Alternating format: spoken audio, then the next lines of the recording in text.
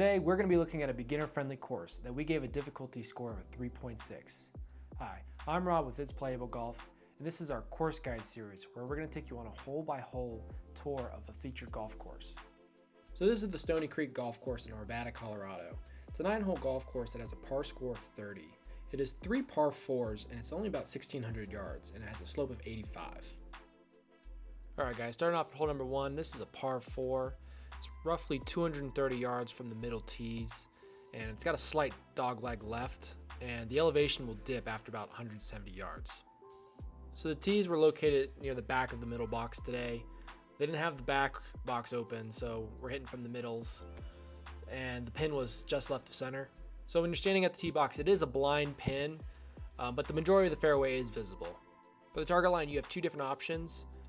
For the conservative approach, you should take about 150 yard shot to the fairway, right to the center there, and which will leave about an 85 yard shot to the pin, but it is downhill, so you might have to club down a little bit. So for a more aggressive line, it's about 225 yards, and the line is just to the right of the tree over the cart path. It's about 180 yards to clear the brush on the left side, just after the tree, and there's really no room on the left side because the next tee box is over there.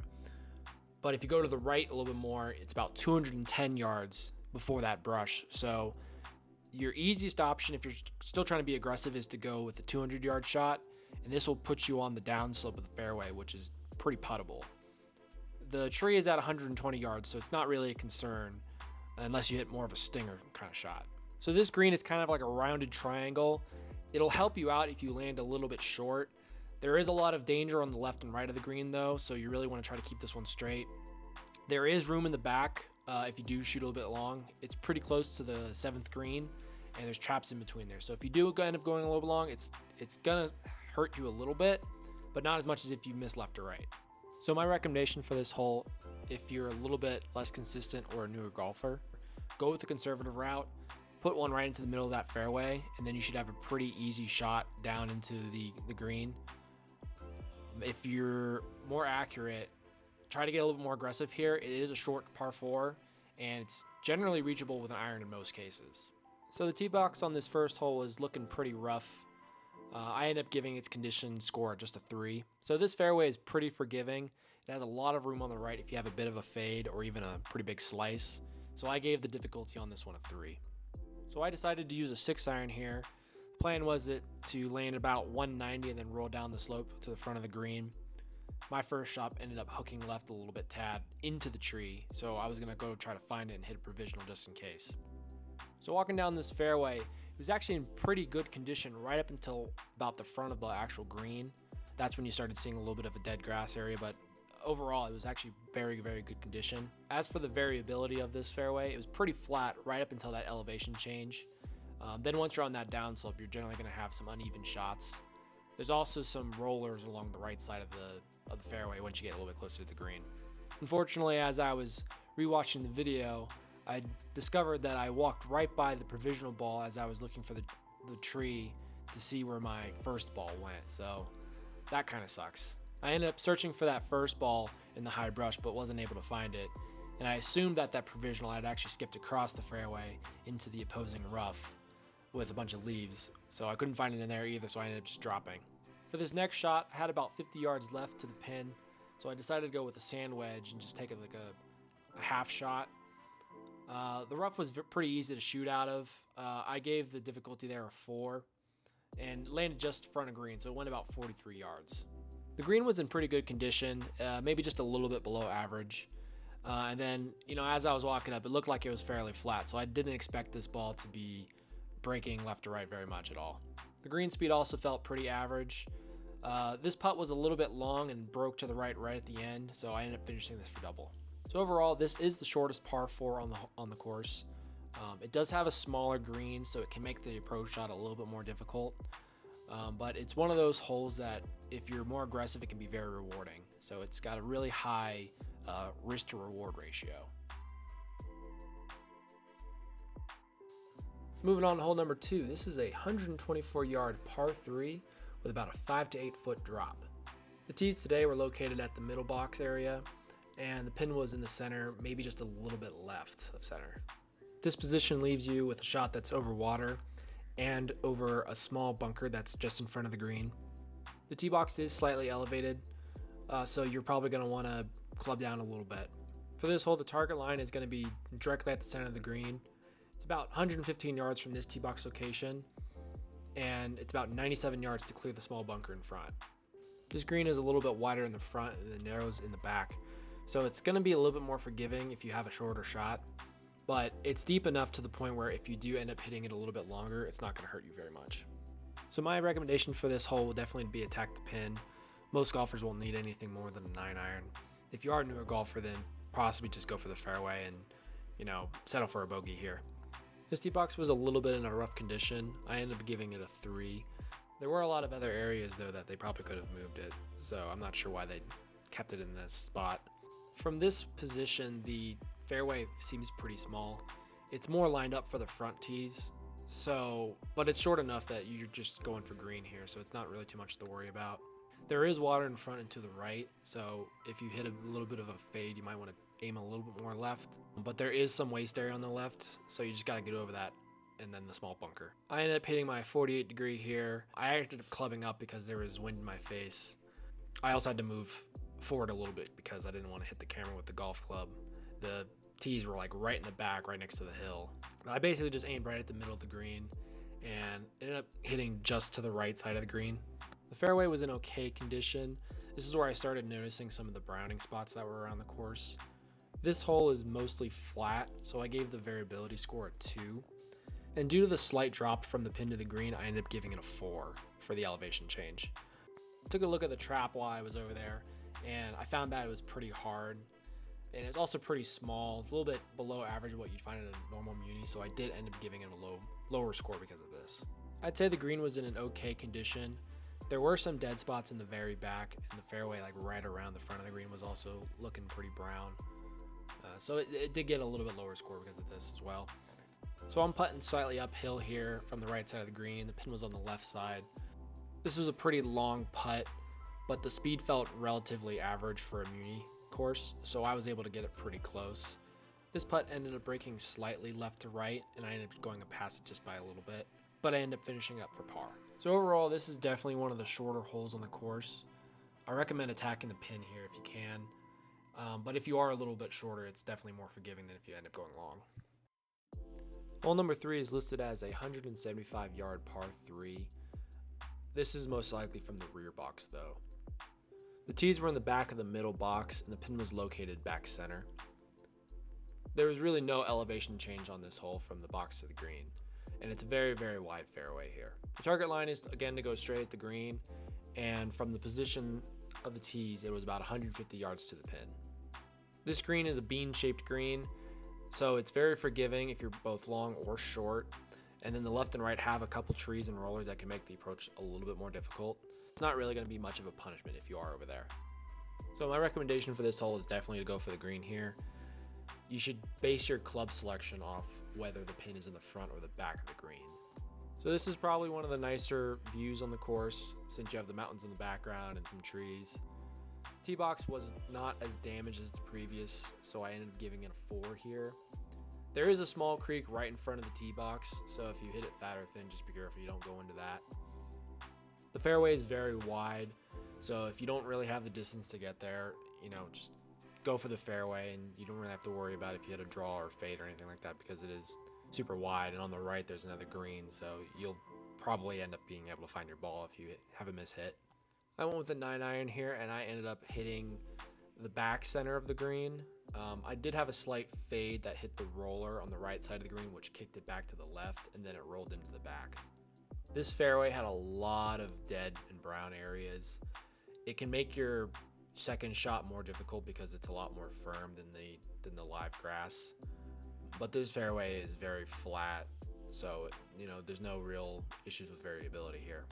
This green was one in better condition. I would say it was average for muni courses. The middle of the green does slope to the front. So the very front of the green is flat, and then at the middle it slopes towards the front, and then the back gets flat again. So that's just something you have to consider when you're taking your first shot. This is why I mentioned that the club selection should depend on if the pin is in the front or the back, because if it's in the front, then you'll want to hit that back slope to have it roll back or land right where it is, where if it's in the back, you're going to want to clear that little slope. So this was a longer putt again. It looked like it was going to break from right to left. The speed again felt average par for the course, and I ended up leaving it about 1 foot, and I was able to finish this one for par. So I definitely think this is one of the easier holes if you have the accuracy at 150 to 180 yards. It's also pretty forgiving for new golfers due to the long fairway and how wide it is. Hole number 4 is a 109-yard par 3. I think this is actually the shortest hole on the course. The tees were in the front of the middle box and the pin was dead center. This is another very wide and short hole, making it very forgiving. The target line is going to be the aim center of the green here. The trap on the left is only about 85 yards to clear it, and the trap on the right is at 91 yards. The green is very wide, but it's very short as well. You got to be very careful to not shoot over the hole. The out of bounds area is right after this little maintenance road that's behind the green, and because of the density of that road, anything that goes over the green is going to bounce and it's going to end up in that OB area. So yeah, be careful of the cart path and don't go over the green. So for this hole, the front of the green is definitely the safest play. It is a shorter hole, so you can take a shorter club and really try to swing 100% at it. You just don't want to be long here. This tee box was very beat up. Again, it's a wide fairway, so you have extra room on both sides. The only thing that you have to really worry about are the 2 small traps flanking the green. And from this position, it was about 97 to the pin, so I ended up going up with a gap wedge. I aimed center of the green, and I ended up hitting the ball super fat, so it only went about 60 yards. So walking up to this first shot, I did notice there was a lot of dead or brown grass, so I ended up giving the condition of the fairway here a 3. Again, this is a very flat hole, so it's not much variability going on at all. So for this second shot, there was only about 30 yards left, so I ended up going with a sand wedge. It was on top of some of this brown grass, which is much more dense than the normal fairway, so it was a little bit harder to get under, but it ended up going about 33 yards and landing on the green. As I was walking by the sand, I could just look at it and tell that it was very, very compact, so just a note for when you're playing here that the sand is going to be harder than normal. I'd say the green was about average condition for the last hole or two, and this first putt was downhill, so I really had to mind my speed. This putt ended up breaking just slightly to the right, which left me about 1.5 feet to finish. Because of that first shot, I ended up finishing this one for bogey. So again, just to summarize this hole, it is a shorter hole, so be careful about going long here, and don't worry about going left to right. Moving on to hole number 5. This is a 170-yard par 3. The tees were located at the back box today, and the pin was in the front left. So this is another hole that has a very straight shot. There is a creek that runs right in front of the green here. So your target line is going to be to take it straight at the pin. The position was about 165 from this location, and it's about 120 to clear the creek. So the green is bigger than it appears, but it does narrow in the back. There's a small little valley right in front of the green that will collect shorter shots, but there's still a lot of room in the back and to the right that you can probably just go for a little bit longer of a shot here.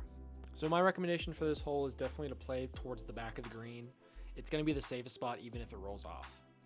So this tee box was still a little bit beat up, but it was better than the previous hole. I ended up giving this one a 4. There is plenty of room for the miss hit, like I've been saying, so your only real concern for newer golfers would be that creek in the front. I ended up hitting an 8-iron here since I had some wind to my back, and this made me want to club down a little bit, but the wind ended up carrying my ball a little bit further than I anticipated and just to the right. Ended up going about 187 total. Green was in pretty good condition and it had some brown areas just off to the right of the green, but overall it was pretty good. So as I said, my first shot was a little bit longer than I anticipated, so I had a very long putt from off the fringe. The speed had been feeling pretty average all day, and it was the same here. So there was very little to no break on this green at all. I ended up giving it a little less than I wanted, so it was left for about 4 feet, but I was able to finish that off for par. So as mentioned earlier, a conservative shot for newer golfers may be to try to lay up in front of the creek here and to chip in. That'll just give you a really good situation for if you aren't comfortable with your distances yet. Otherwise, the back of the green is definitely the safest spot, depending on the pin location, of course.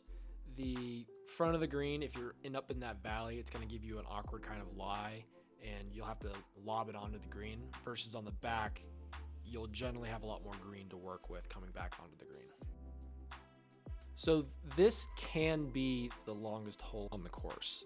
It's about 283 yards from the tips, and it has a very, very slight dogleg left at the very end. But the tee is often moved forward, so it can be drivable based on the position of the tee box. So the day I was there, the tees were at the center of the middle box, and this position is very drivable. The pin was also located in the center back. With this pin location, the tree on the left side is actually blocking the pin, so it'll be a little bit harder to try to actually get it close. So what you want to do in this situation is try to go to the front of the green and then just give yourself an easier putt in. There's also a small hill right underneath that tree, so the green is technically blind. This hole starts off pretty narrow, but there's plenty of room on the right, so if you do have a bit of a fade, you'll want to swing for the fences here. On the other hand, the left is all OB, so be careful about going to the left side. For the target line, I have two options, a conservative approach and an aggressive approach. So for the conservative approach, just take an easy 165-yard shot to the center of the fairway and try to leave yourself about 85 yards to the pin. For me, this is a comfortable sandwich, but I feel like 85 yards is a pretty good distance for most people to have some control over their shot. For the aggressive line though, go for green. The front of the green is only 256 from the tips, and then your line is actually to aim at the bunker or that tree. They're at about 190 to 220, so it is gonna be in the possible strike range. Like you might end up hitting the tree by accident, but if you can be just to the right of the tree, you're gonna be safe.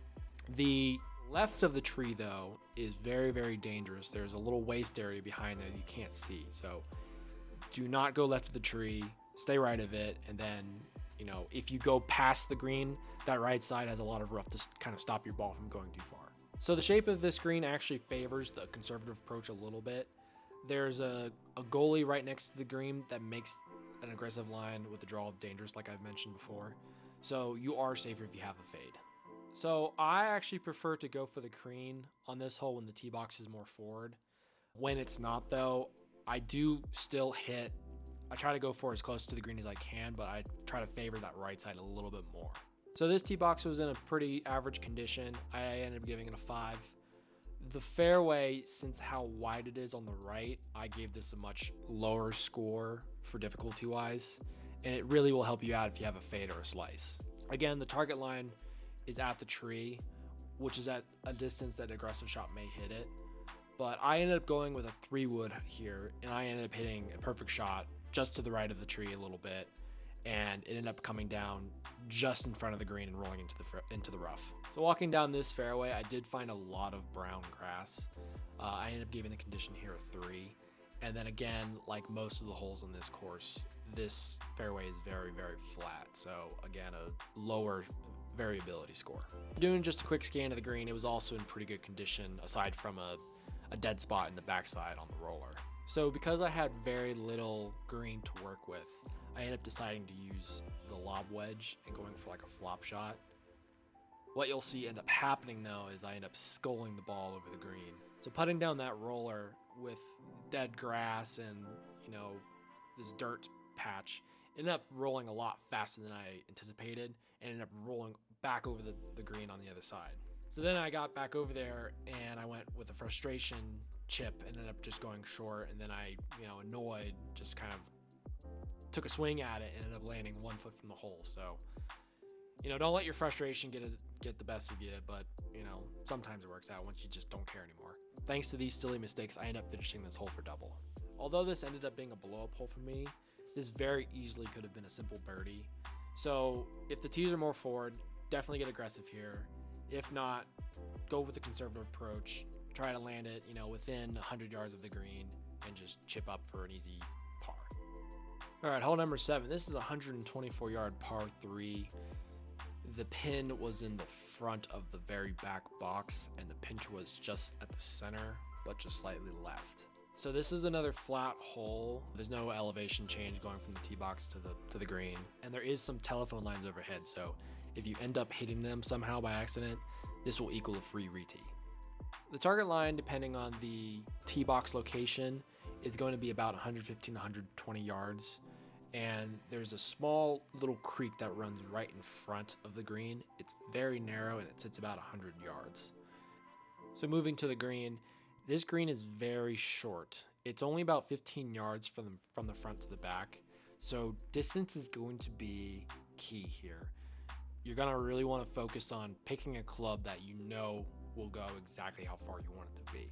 It is slightly wider on the right side, but the pin, every time that I've been there, has generally been on the left side. So this is one of the shorter holes on the course, and it will be safer to miss right due to a lot more room over there on that right side. So this tee box was just in an okay condition, and there is a fairway on this hole. It's very wide with extra room on the right. You just need to be able to clear that small creek. I ended up going with a gap wedge here, and I landed just to the right of the pin on the center, ended up going about 112 yards. This fairway is in a little bit better condition than the last hole. There are still some dead spots at the very front of the fairway near the trees, but overall it was in pretty good condition though. So just to discuss the condition of the green real quick, there was some dead areas along the right side, but I landed pretty dead center, so I didn't have really anything to worry about here. I'm going for a redemption from the last hole, so this is a slight right to left putt, and the speed has been very average all day, so I kind of took that into account, and I ended up finishing this one for birdie.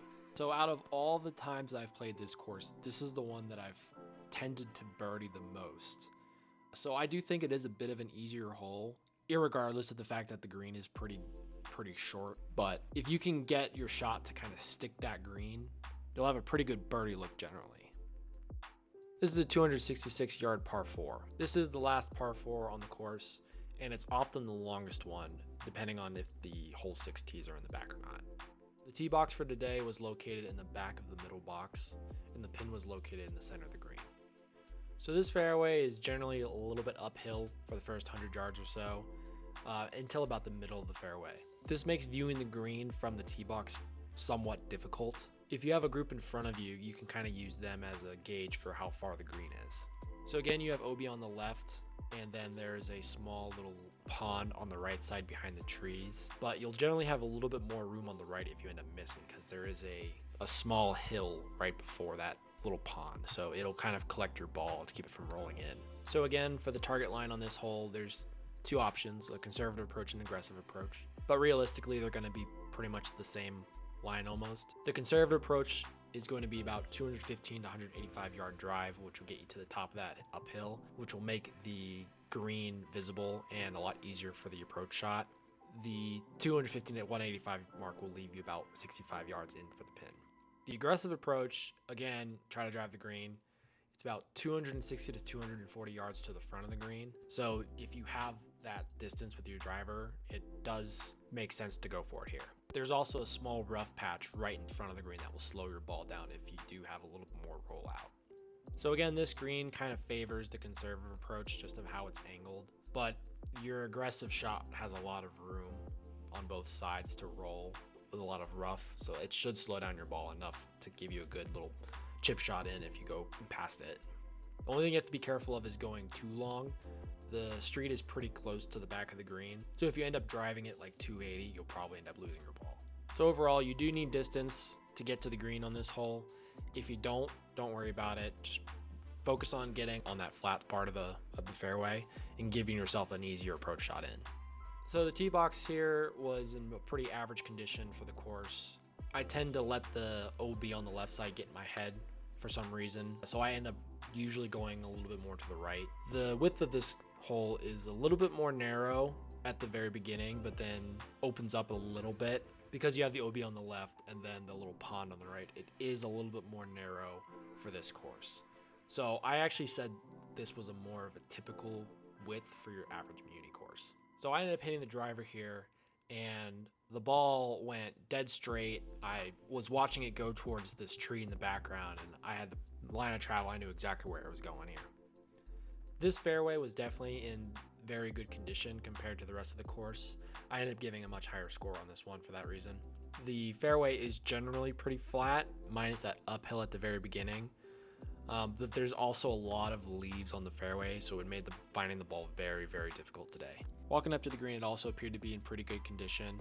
It did look very flat though, so I didn't see anything that would suggest that it was going to break left or right on this hole. Walking up to where I knew my ball had landed, I came across an abundance of leaves, and I looked for probably a good 4 minutes and was not able to find it. So I could not find this ball. So I'm guessing it probably ended up rolling close to the street. All right, just off the green here. I did drop the ball's in this area somewhere, but there's so many fucking leaves, I have no idea where it went. So I'm just gonna drop it here. I know it's generally in this area, and just take it from there.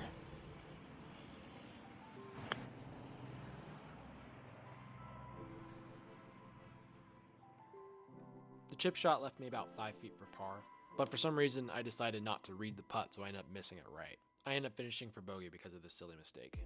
Overall, it should be pretty easy to score par on this hole. I would advise getting aggressive here, even if you do have a shorter drive. It will still leave you in a good spot if you can keep it straight. My final note would be to avoid hitting a slice here, because if it goes towards that water, it'll be pretty hard to find. So this is the last hole on the course. It's a 111-yard par 3. The tees were located in the middle box, and the pin was located back center. This is another short hole that has no elevation change at all. The target line is center of the green. It's about 84 yards. The right bunker is at 67 yards, and the left bunker is at 89 yards.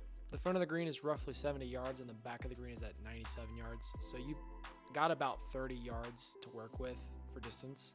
The green is 20 yards wide, so a little less to work with left and right, but still a good amount. The trees in the back are at 107, and then there's a small stream that you can see at about 105 from the right side of the green. So I'd say this is a pretty easy green. Just aim middle of it, and you should do pretty well. But be careful about being long, because that can cause some issues with the trees and that little stream. The tee box was a little beat up, so I ended up giving it a 3 out of 10. But it has a very wide fairway, like most of the par 3s here. I ended up using a sand wedge, and it carried about 86 yards to the back right of the green. This fairway again was in very, very good condition. Seems like the fairways at the front of the course seem to be in much better condition compared to the ones in the back. Both of the traps on this hole looked very, very small and looked to be very compact. The green, on the other hand, looked to be in pretty good condition, and it might have a slight slope from front to back, but it's kind of hard to tell. So my first putt, I way overhit it, but it didn't seem to have any break on this line. This second putt was from about 15 yards out, and I ended up hitting it with the perfect line.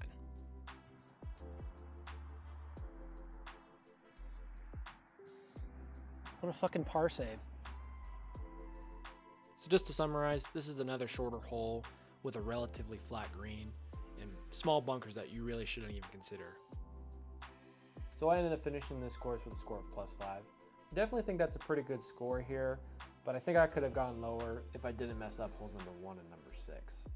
All right guys, so to finish off this video, I'm gonna give you a quick summary of the course condition and the course difficulty scores. If you'd like a little bit more detailed analysis of the course, check out our course review, where Quadri is gonna go over the clubhouse, driving range, and the putting green, stuff like that. So for the condition score, we ended up looking at 4 different components: the tee box, the fairways, the greens, and the traps. So the tee box condition ended up coming up to a 3.6. The fairway condition was about a 4.6.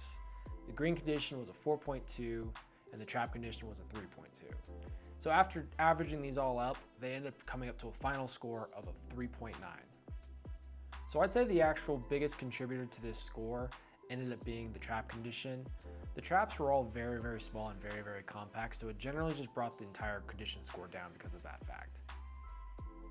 So for the difficulty score, there was actually 7 different categories that we looked at. So the fairway width ended up coming up to a 3.1, the terrain variability was a 2, the elevation change was a 1.8, green speed was actually very average, so I said that was a 5. The roughs were a little bit easier to hit out of that, I thought, but a little bit of variability in the actual density of the rough due to some of the brown grass. That came out to a 4. The overall length was only a 3, partially due to the fact that all the par 4s were basically drivable. And then the trap score ended up being a 6 because of how compact the sand was and how small they are. So they're a little bit harder to hit out for that reason. All right, guys, so that's going to do it for this video. If you like this style of content, hit that like button, subscribe, and share it out to a couple buddies, and check out the next video. We're going to be doing a full-size 18 down in Castle Rock, Colorado. All right, see you next time.